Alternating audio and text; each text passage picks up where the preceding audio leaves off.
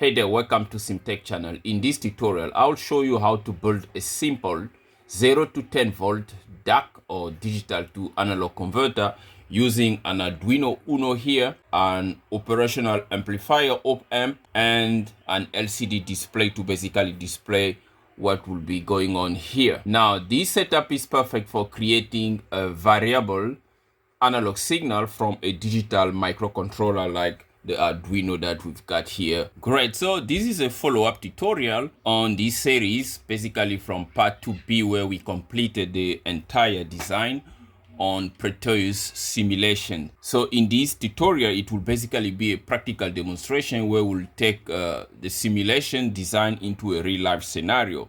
Right, so we'll be taking a digital signal and converting it into an analog signal using an op-amp low-pass filter. In that process, we'll display the PWM signal and the analog voltage as it varies with the PWM signal. So if you haven't watched the previous part of this tutorial, I recommend that you do so. But if you also just want to stick around on this part 3 of this practical demonstration, please do so, because we basically going to complete this tutorial in a few steps. So the first steps is we basically gonna look at the components that you need to build this circuit here, followed by understanding the various parts of the circuit, and after that we then going to build the circuit. Now obviously I've already built it on this breadboard here. I'm just going to take you through the steps of what's actually going on in this breadboard. That way we are all on the same page, and that will be followed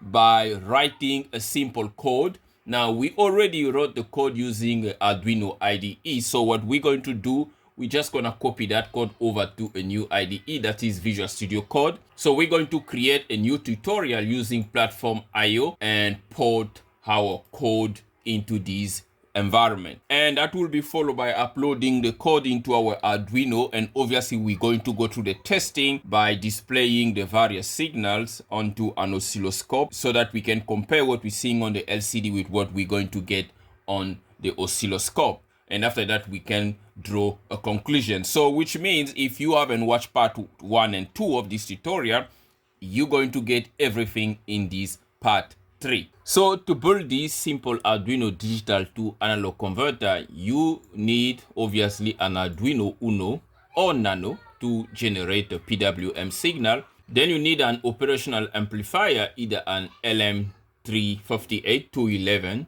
324 like the one I'm using in this circuit here, or a 741 that will be configured as a buffer for voltage scaling in a non-inverting mode.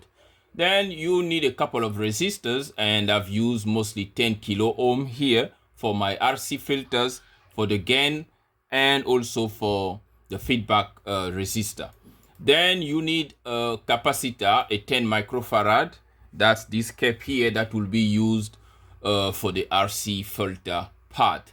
Then obviously you need an LCD display, either 8x2 like I've got here, or a bigger one if you have it, or any other LCD display to show voltage and duty cycle. Obviously, if you use one of those OLED LCD display, then you have to get a library for that. Then you need jumper wires, the breadboard, and obviously the power supply and the cable, and all sorts of things that you may need, the multimeters, to basically get your circuit put together.